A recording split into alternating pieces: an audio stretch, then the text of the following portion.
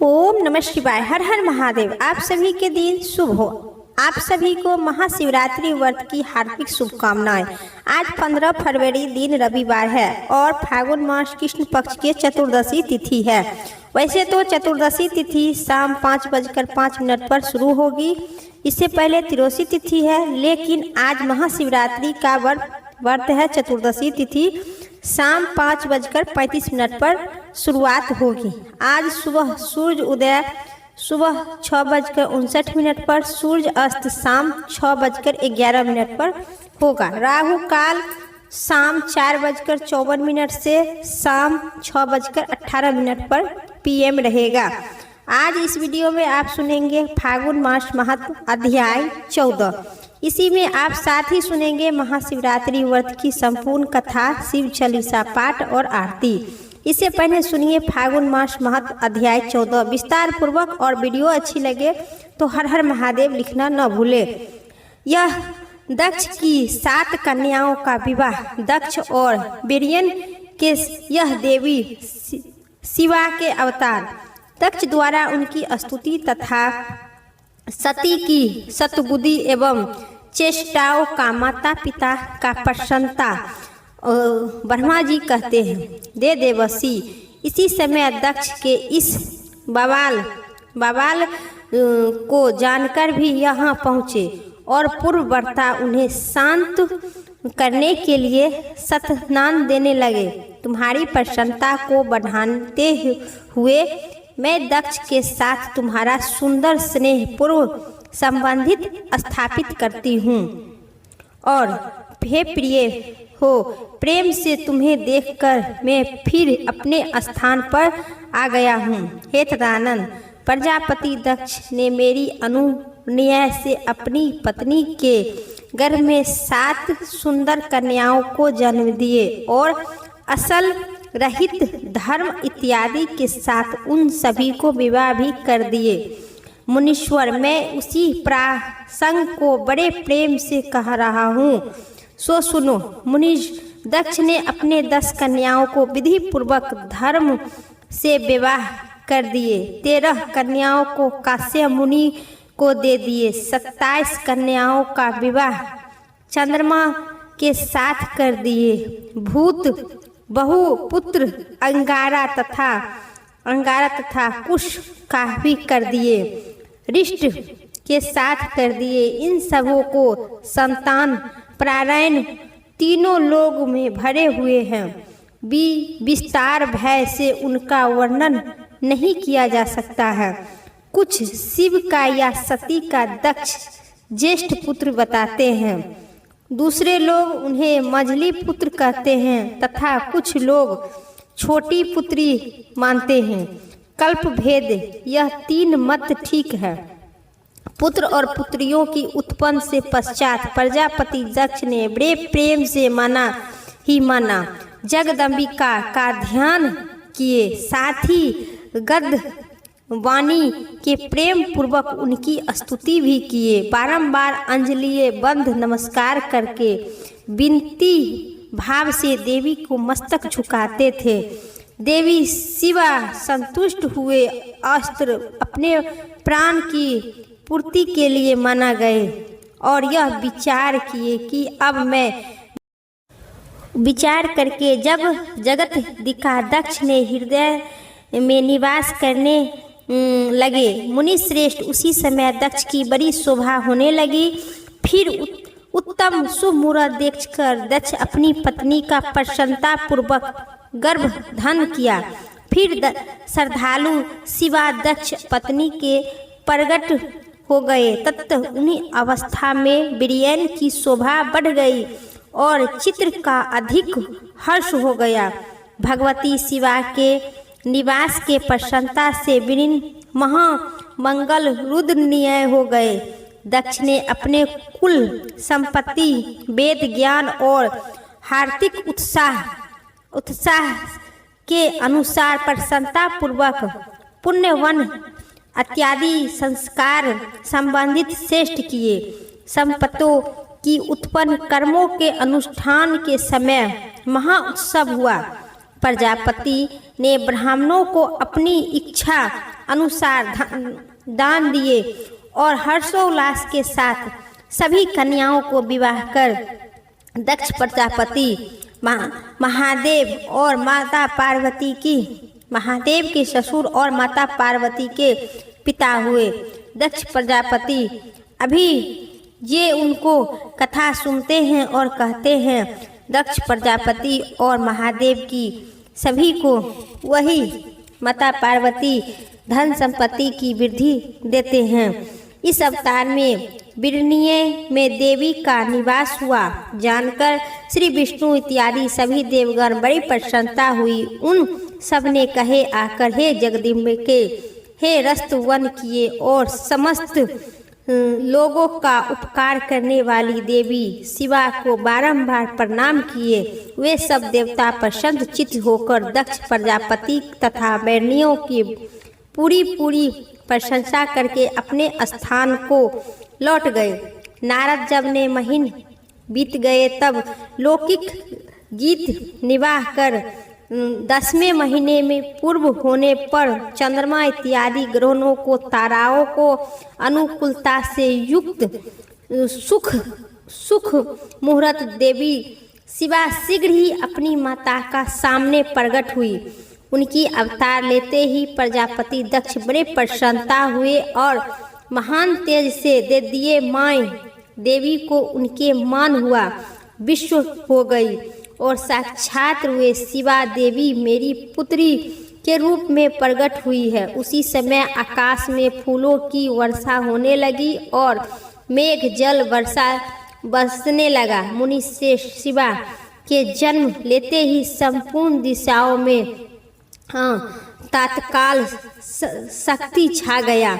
देवताओं आकाश में खड़े हो गए, मंगल बाजने लगे, धावनी बाजने लगे। अग्नि शक्ति का बुझी हुई अग्नि सहसा प्रचलित होते लगी, उठते लगी। सभी परम मंगल हो गया। बिरनी के गर्भ से साक्षात जगदम्बिका प्रकट हुई। वह देखकर दक्ष हाथ जोड़कर नमस्कार की और भक्ति पूर्वक उनकी प्रशंसा हाथ जोड़कर नमस्कार करके स्तुति करने लगी। बुद्धिमान दक्ष की स्तुति करने पर जगत माता शिवा उन समय दक्ष के इस प्रकार बोली। माता बैरनी ने सुने सके। देवी बोली, हे प्रजापति पुत्र रूपी मुझे प्राप्त करने के लिए मेरी आराधना की भी मनोरथ आज सिद्ध हो जाएगा। हे प्रजापति, जो माता पिता पुत्री की आवाहन करते हैं उनके घर में पुत्री होने पर उनका घर स्वर्ग से भर जाते हैं। तुम कुछ तपस्या करो। उनके ऐसा कहकर देवी अपनी माया से शिशु रूप धारण कर ली और शत्रुओं का प्रकट करते हुए वहां रोने लगी। बालिका का रुदन सुनकर सभी स्त्री और दासियों बड़े वेग से प्रसन्नता पूर्वक पहुंची। पुत्री की अलौकिक रूप देखकर सभी स्त्रियों का बड़ा हर्ष हुआ। नगर में देखकर उन सभी स्त्रियों बड़े हर्ष हुए। नगर के सभी लोग उस समय जय जयकार करने लगी, गीत और ध्यावनी बाजने लगे, साथ ही बड़ी उत्सव होने लगा। पुत्री का मुख देखकर सबकी बड़ी प्रसन्नता हुई। दक्ष ने वैनिक और कुलतित विधि पूर्वक अनुष्ठान की, ब्राह्मणों को दान दिए, दूसरों को भी धन बांटे और दक्ष तिथि गाना और नृत्य होने लगा। भांति भांति मंगल कीर्ति तथा पहुँचे बाजने लगे।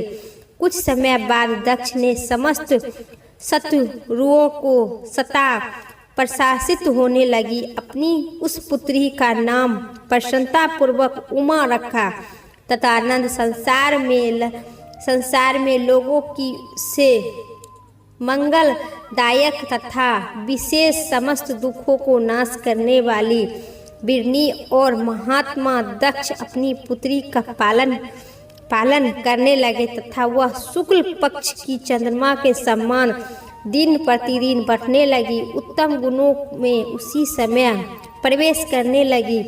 चंद्रमा समस्त मोहिनी कलाकार वर्षित हो जाती है। दक्ष की कन्या सखियों के बीच बैठी रहती थी। तब अपने भाव निमित्त होते ही तब भगवान शिव की मूर्ति चित्र करने लगी तथा मंगल सती जब उचित सुंदर गीत गाती रही, हर एवं रुद्र नाम लेकर भगवान शिव का स्मरण करते रहे। प्रेम से कहिए दक्ष प्रजापति की जय, माता पार्वती की जय।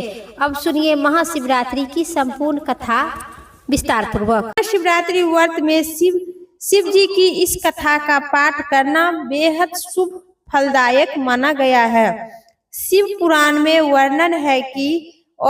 वर्णन किया गया है कि जाने अनजाने में जो भी मनुष्य और जीव महाशिवरात्रि का व्रत कर लेता है वह शिव की कृपा की भागी बन जाते हैं और उनको यमराज के दूत भी कभी नहीं ले जाते हैं। इसीलिए आज महाशिवरात्रि व्रत में भगवान शिव की भक्त है तो महाशिवरात्रि की कथा का पाठ करना बेहद शुभ और जरूरी है। पूर्व काल की बात है, चित्रभानु नाम का एक शिकारी था। वह शिकार करके अपने परिवार का पालन पोषण किया करता था। वह उनका कर्ज था, साहूकार का काफी कर्ज लिया था, लेकिन वह कर्ज समय पर नहीं चुका पाया। फिर साहूकार ने शिकारी को बंदी बना लिया। बंदी बनाकर बंदी ग्राहों में डाल दिया। उसी दिन शिवरात्रि था। चतुर्दशी के दिन उसने शिवरात्रि का व्रत भी किया और कथा भी सुना और शाम होते ही साहूकार ने उसे अपने पास बुलाए और ऋण चुकाने के लिए उसके बारे में कहा। उसके पास फिर शिव शिकारी का खोज छोड़ दिए। उसके बाद ऋण खोज दिए। उसके बाद वह फिर शिकार करने के लिए वन में चले गए। बंदी ग्रह से रहने के कारण वह बहुत भूखा प्यासा था। उसे वन में चला गया शिकार की खोजने तलाश में। वह बहुत दूर निकल गया। अंधेरे होने पर उन्होंने जंगल में ही रात बिताने की फैसला किया और एक पेड़ पर चढ़कर बैठ गया। उस पेड़ के नीचे शिवलिंग था जो बेलपत्र से ढके हुए थे। शिकारी ने उनके बारे में उनका कुछ भी जानकारी भी नहीं था। पेड़ पर बैठ गया। बैठते समय उसे पेड़ की टहनी तोड़ के और शिवलिंग पर गिराता रहा। इसी तरह वे भूखे प्यासे रहकर शिकारी ने शिवरात्रि का व्रत हो गया और शिवलिंग पर भी बेलपत्र भी चढ़ गया। रात्रि के समय एक हिरनी पानी पीने के लिए तालाब के पास आई। शिकारी ने जैसे ही उनको देखा शिकार करने का प्रयास किया, लेकिन वह हिरनी गर्भवती थी। वह आज्ञा करने लगी और अनुरोध करने लगी कि हमें आपको हम प्रसव है, इसलिए मैं गर्भवती हूँ। शीघ्र ही हम इस प्रसव करके और एक साथ 2 जीव का हत्या करोगे तो तुम्हें पाप लगेगा। मैं अपने बच्चे को जन्म देकर तुरंत ही तुम्हारे सामने आऊंगी, तब मुझे मार लेना। शिकारी ने हिरनी का जाने दिया और इसी दौरान जाने अनजाने में कुछ बेलपत्र शिवलिंग पर गिर गया। इसी तरह उसने उनको अनजाने में प्रथम पहर की पूजा भी संपन्न कर लिया। कुछ देर बाद फिर एक हिरनी उधर से निकली। जैसे ही शिकारी ने उसे मारने के लिए धनुष पर बाण चढ़ा लिया, हिरनी ने विनम्रता पूर्वक निवेदन की कि शिकारी थोड़े देर से पहले ही ऋतु के निवृत्ता हुई हूँ, कामतुर बिरनी हूँ। अपने पिया की तलाश में जा रही हूँ। अपनी पति के मिलकर मैं तुरंत ही आपके पास आ जाऊंगी। शिकारी ने उसे भी जाने दिया। रात का आखिरी पहर भी बीत गया था, तब भी कुछ बेलपत्र शिवलिंग पर गिरता रहा। ऐसे में शिकारी ने जाने अनजाने में अंतिम पहर का भी पूजा कर लिया। इसी दौरान वहां एक हिरनी अपने बच्चे के साथ उसी रास्ते से जाने लगी। फिर शिकारी ने जाने लगी। उसे भी शिकारी ने निवेदन की और शिकारी ने उसे भी जाने दिया। इसके बाद शिकारी के सामने एक हिरन आया। हिरनी ने सोचा अब तो शिकारी ने सोचने लगा, अब इसको जाने नहीं देंगे, शिकार आ गया है, अब तो इसको जाने नहीं दूंगी, इसका शिकार करके ही रहूंगी। तब हिरन ने उसने निवेदन किया कि मुझे कुछ समय के लिए अब आपने जीवन दान दे। शिकारी ने पूरे रात की घटना उस हिरन को सुना दिया। तब हिरन ने कहा कि जिस तरह ये तीनों पत्नियां मेरा ही था, मेरी को छोड़ दिए, इसी तरह प्रतीक्षाबद्ध होकर छोड़ दिए। मेरी मृत्यु से अपने धर्म का पालन नहीं कर पाओगे। जैसे तुमने उसे विष पात्र मानकर छोड़ दिया, मुझे भी जाने दो। मैं उन सब के साथ आपके सामने शीघ्र ही उपस्थित आ जाऊंगी। शिकारी ने उसे भी जाने दिया। इसी तरह सुबह हो गई। उपवास, रात्रि जागरण और शिवलिंग पर बेलपत्र भी चढ़ गया जाने अनजाने में। शिवरात्रि की पूजा पूर्ण हो गई, लेकिन जाने अनजाने में हुई पूजा का परिणाम उसे तत्काल मिल गया। थोड़ी देर बाद हिरन और उनका समस्त परिवार शिकारी के सामने आकर गिर गया। फिर शिकारी को बहुत ही घिन आई, गलानी हुई और उन्होंने पूरे परिवार को जीवनदान दिए। जाने अनजाने में शिवरात्रि का व्रत का पालन करने पर शिकारी का मोक्ष की प्राप्ति हुई। जब मृत्यु काल में यमदूत जीव को लेने आए तो शिव गणों ने उसे आपस भेज दिए और उसे शिवलोक ले गए। शिव जी की कृपा से चित्रभानु अपने पिछले जन्म को याद रख पाए और शिवरात्रि के महत्व से जानकर उनका अगले जन्म में मृत्यु पश्चात शिव धाम की प्रस्थान किए। प्रेम से कहिए शिवरात्रि भगवान शिव और माता पार्वती की जय। हम सभी भगवान भोलेनाथ के आप सभी जीवन में सुख, शांति और सफलता बनाए रखे। इस महाशिवरात्रि केवल बाहरी ही नहीं बल्कि अपने भीतर की बुराइयों का भी अंत करे और प्रकाश की ओर बढ़ाए। बोलिए प्रेम से माता पार्वती भगवान शिव की जय। आप सभी को इस कथा पसंद आई तो चैनल पर नए हैं तो कमेंट बॉक्स में हर हर महादेव जरूर लिखिएगा। अब सुनिए शिव चालीसा विस्तार पूर्वक। श्री गणेश गिरिजा सुमन मंगल मूल्य सुजन, कहत अयोध्या दास तुम देवु अभय वरदान, देव अभय वरदान। जय गिरिजापति दीन दयाला, सदा करत संतन प्रतिपाला। भाल चंद्रमा से होनी के कांडल, कुंडल नाग फसी के अंग गोर शिव गंगा बाहे। मुंड माल तन छल लगाए, वस्त्र खाल पैगंबर शोभे। छवि को देख नाग मन मोहे, मैना मातू की हबे दुलारी। वाम अंग शोभे छवि नारी नी, कर त्रिशूल सोहत छवि भारी। करत सदा शत्रु छनकारी, नंदी गणेश शोभे तह कैसे। सागर मध्य कमल है जैसे, कार्तिक श्याम और गजराऊ। या छवि को कही जात न काऊ, देवन जब की जय पुकारा। तब ही दुख प्रभु आप निवारा, किया उपद्रव तारिका भारी।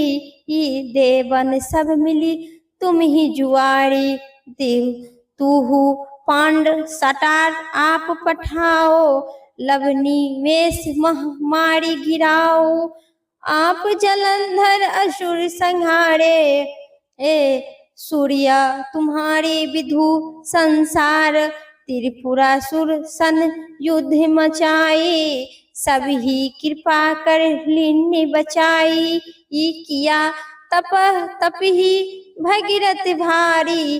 प्रभु प्रतीक्षा तासु पुरारी, तासु पुरावी। दानी मम तुम मम हो कैसे हो नहीं, सेवक स्तुति करत सदहाई, वेद नाम महिमा तब गाई, अकन आनंद भेद नहीं पाई। परगटी उदिति मंथरम में ज्वाला, जरत सुरा भय बिहाला, किन्हा दया तय करी सहाई, नीलकंठ सब नाम कहाई, नीलकंठ सब नाम कहाई। पूजन रामचंद्र जब किन्हा, जीत के लंका विभीषण दिन्हा, सहस्त्र कमल में सो रहे धारी, किन्ह परीक्षा तही पुरारी। एक कमल प्रभु राखो जो ही, कमल नयन पूजम जह सोई, कठिन भक्ति देखू प्रभु शंकर, भय पसंद दियो इच्छा बर, दियो इच्छा बर। जय जय जय आनंद अविनाशी, करत कृपा सब घटवासी, जय जय जय आनंद अभिमासी।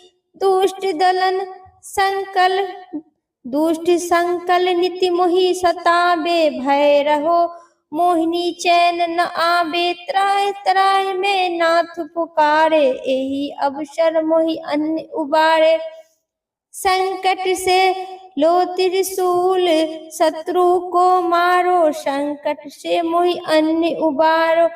मात पिता भाता सब होई, संकट में पूछत नहीं कोई, स्वामी एक है आस तुम्हारी, ई आए रहू मम संकट भारी।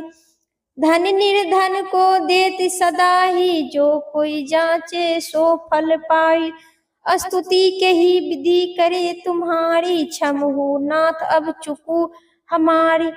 शंकर हो संकट के नाशक, मंगल कारण विघ्न विनाशक, योगी यति मुनि ध्यान लगावे, शायद नारद शीस नवावे।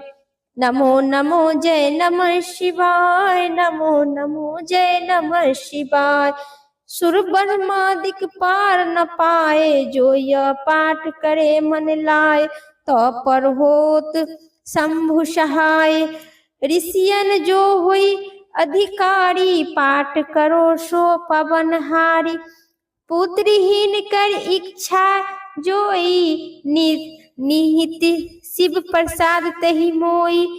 पंडित त्रोदशी को लावे, ध्यान पूर्वक होम करावे।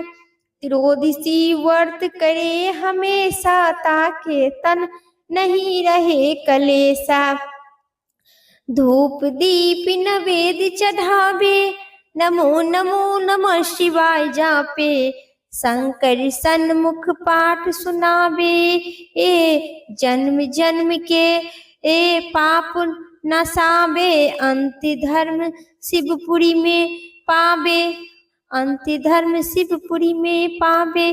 कहते अयोध्या दास आस तुम्हारी, जानी सकल दुख रहु हमारी, जानी सकल दुख रहु हमारी। त्राहि त्राहि दुख हमारी, नीति नेम कर प्रातः पाठ करो चालीसा। तुम मेरी मनोकामना पुण्य करो जगदीश। मगर सन छठी है मंत्रिसु, संवद 64 जान। स्तुति चालीसा शिवहि, पुण्य किन्न कल्याण, पुण्य किन्न कल्याण। ओम नमः शिवाय, हर हर महादेव। अब सुनिए माता पार्वती और शिव की आरती विस्तार से। ओम जय शिवी ओमकारा, स्वामी जय शिवी ओमकारा। ब्रह्मा विष्णु सदा शिवी, अर्धांगी धारा। ओम जय शिवी ओमकारा, एकानंदी चतुरानंद पंचानंदी राजे। हंसा सनि गरुड़ा शनि विषुवाहन छाजे। ओम जय शिव ओमकारा। दो भुज चारि चतुरी भुज दश भुज अति शोभे। त्रिभुवन रूप निरखता त्रिभुवन जनि मोहे। ओम जय शिव ओमकारा। अक्षिमाला वर्णिमाला मुंडीमाला धारी हो बाबा मुंडीमाला धारी।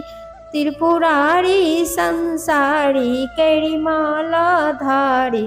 ओम जय शिव ओमकारा। श्वेतांबरी पीतांबरी बाघंबरी अंगे।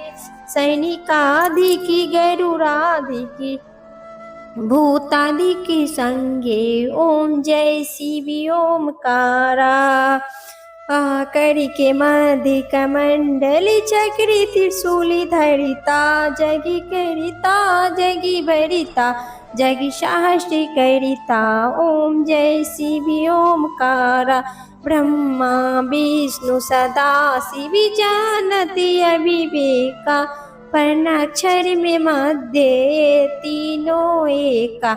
ओम जय शिव ओमकारा।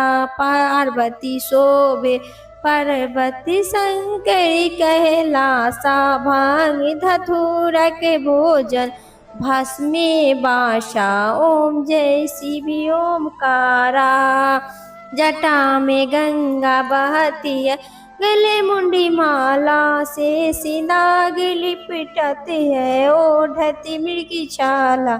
ओम जय शिव ओमकारा। पार्वती धारा काशी में विराजे विश्वनाथ नंदी।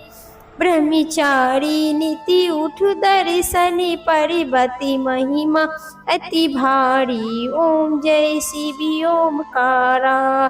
त्रिभुवन स्वामी जी की आरती जो कोई नहीं गावे। कहती शिवानंद स्वामी कहती शिवानंद स्वामी।